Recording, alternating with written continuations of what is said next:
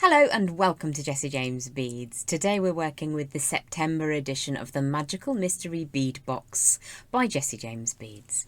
And we are going to create this Dracula drop necklace.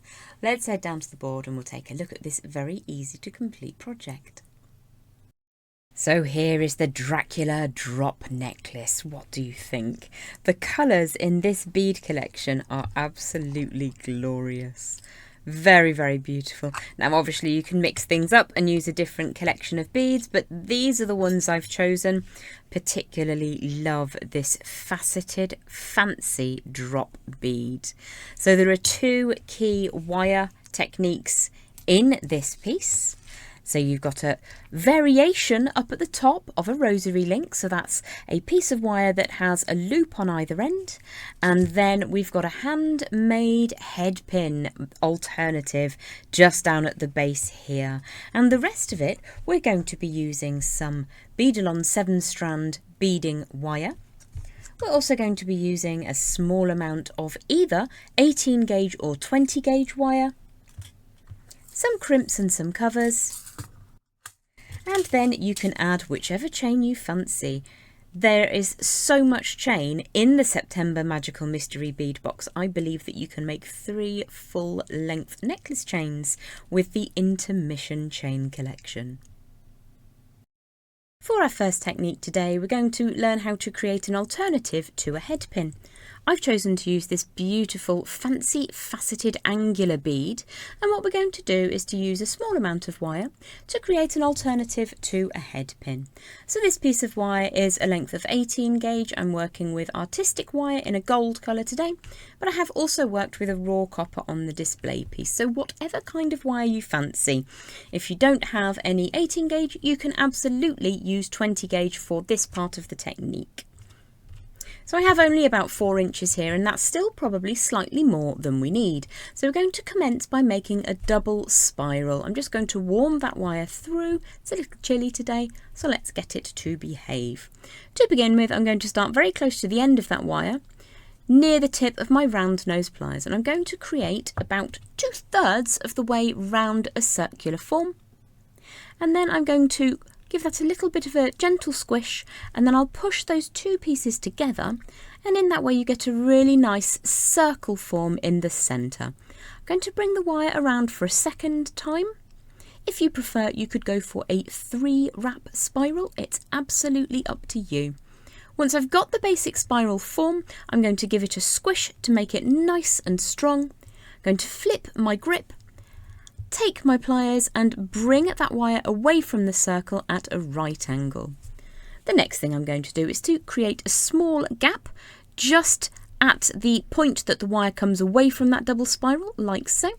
So you can see there's a tiny little bit of wire and then the wire comes away. I'm then going to slide this beautiful fancy faceted bead down into position. And I'm going to orient that spiral against the flat surface of the bead. So let's get that flat surface in the light.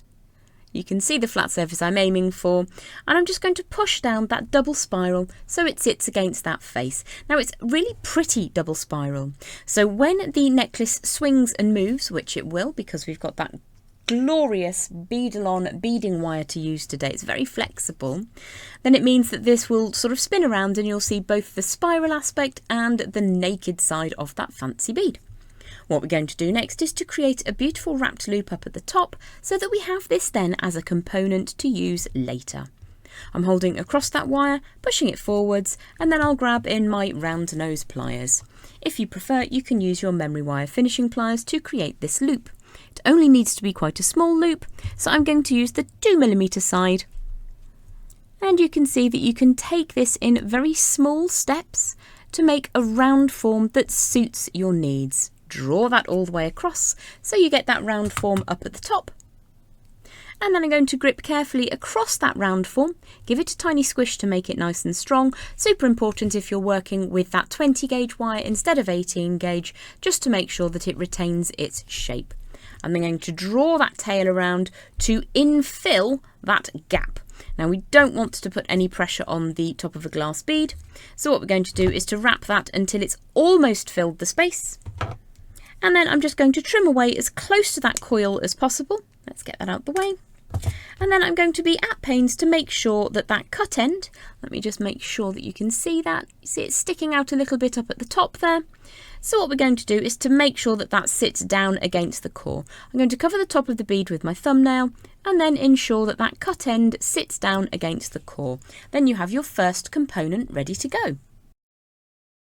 I've cut a 7-inch length of that 7-strand beading wire, or stringing wire if you prefer, and what we're going to do is to pop on one of our crimps. I'm going to use a short tube crimp, pass the end of the wire through the drop I've just created, and just pop a little fold down at the bottom about 1 inch from the end. I tend to fold it purely because it means that I know exactly where this is going to hang. I'm going to slide my crimp back on, and then I'm just going to allow a tiny gap above the component that we've created and bring in my crimping pliers. So crimping is not something that I like to do on camera because I'm not very good at it, so I'm just going to give that a quick squish. Once the first part of my crimp is done, I'm going to fold back the short end of that wire.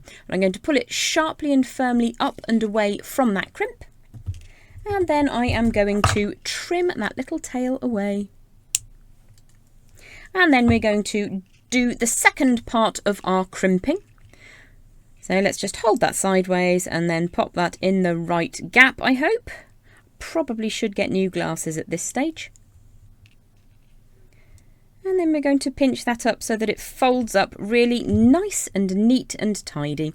Do give that a strength check. It's a long piece of beading thread. If it doesn't stand up to the strength check, cut it and start again. Now, because I'm a bit of a perfectionist, I'm going to very, very gently nip up that little crimp that we've created very softly. I don't want to crush it or make any risk to the integrity of that design.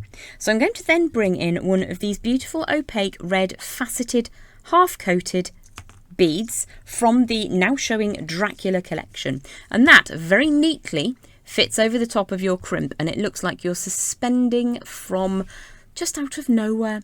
So that's the first of our strands done.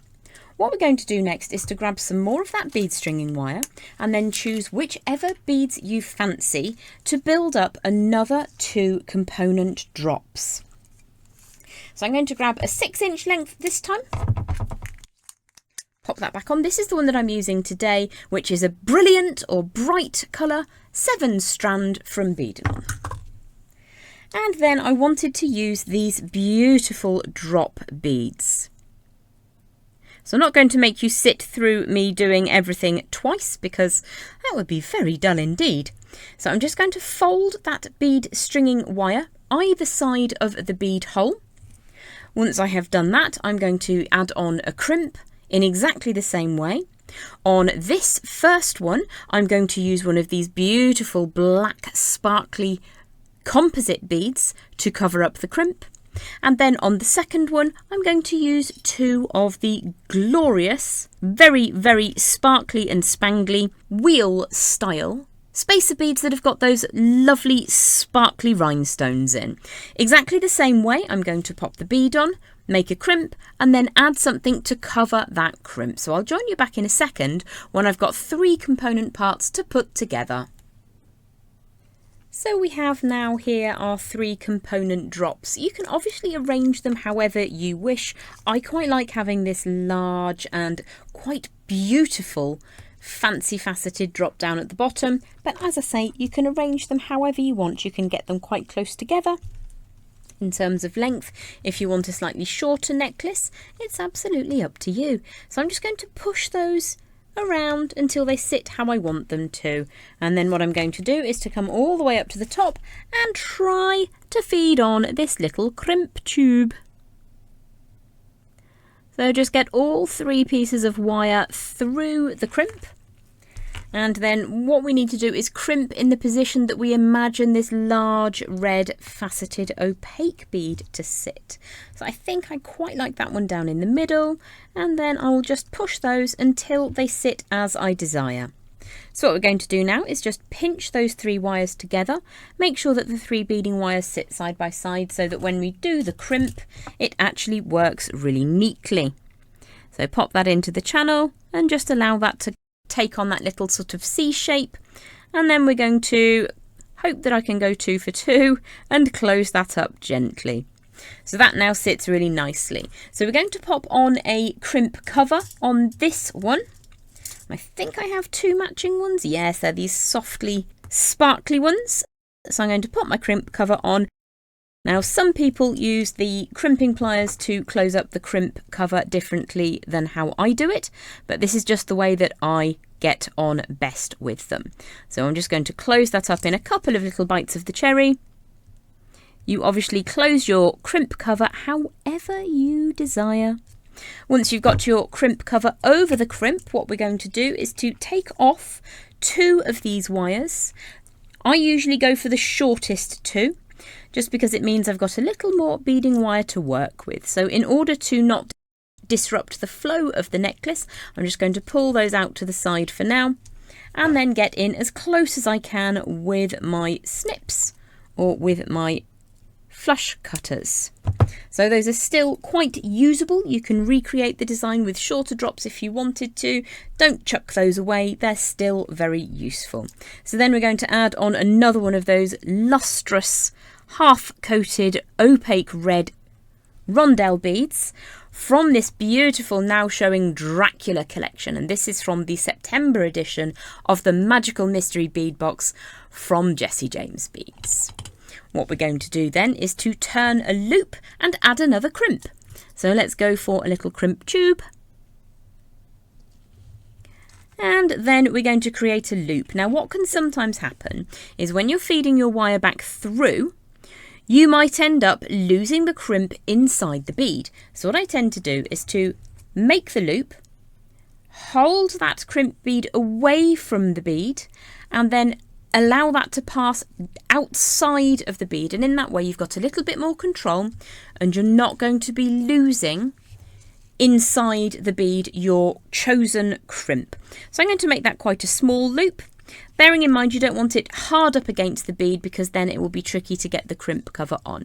So I'm just going to draw that all the way down, and then I will repeat in exactly the same way. I'll pop the crimp in to its first position first, and I want quite a small loop, so I'm just going to draw that tail down, generating that small loop, holding that so it's just a little away from that bead, making sure that there's enough space to get your crimp cover in.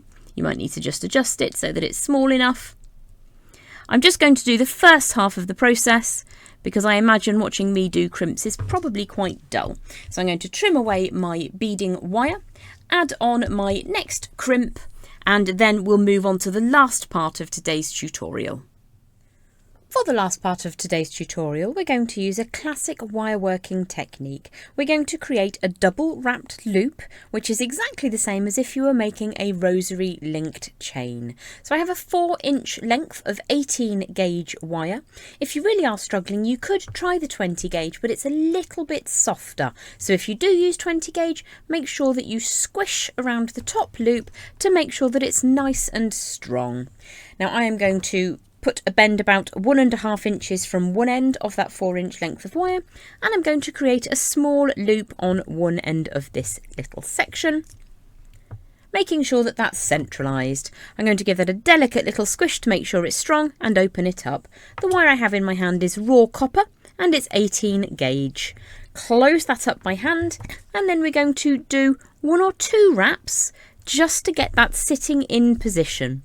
So push the wire around that core, and then we're just going to leave that sticking out for a moment. What we're going to do next is to add on our final bead of choice. Now you could go for any of the beautiful beads within this mix that will fit on your chosen wire. When we get up to the top, we're going to have a quick look and see whether we want to be looking at this nice round form or whether we want to see it in this orientation. So your necklace will tell you if it hangs in a particular way and that really pleases you, then keep it in that orientation. The main thing is we're going to need to draw the wire up at the top here towards us so that when we create our bail, it has the chain or threading material can go straight through. So I'm going to make a slightly larger loop up at the top using the 4mm side instead of the 2mm side so that I can use any chain I like. Bring that wire all the way around, and then we're going to do exactly the same thing as we did down at the bottom, making sure that that circular form is centralised at the top of that little post, the core wire. Give it a squish, make sure you're happy, and then draw the wire around that core.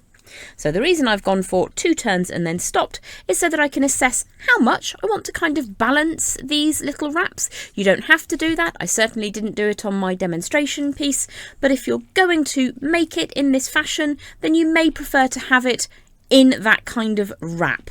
So I'm going to draw that tail all the way around. So I've got 2.5 wraps at the top loop. Switch over to the bottom one and see how many more wraps I can add. Give that a push, and I think that will match really nicely. Again, be kind to your beads.